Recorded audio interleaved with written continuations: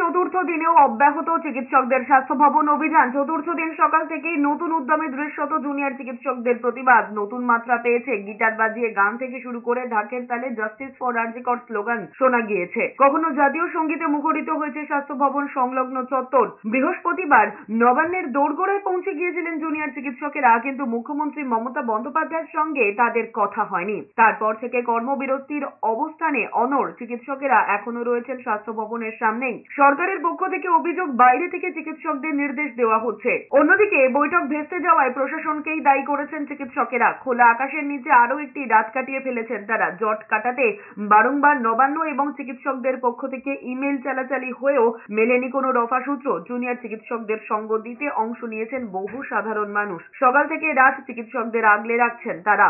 উৎসব, বিচার চাওয়ার উৎসব। আপনি ভাবুন না, যখন পুজো আসে আপনারা কত আনন্দ করেন, আমরা কত আনন্দ করি।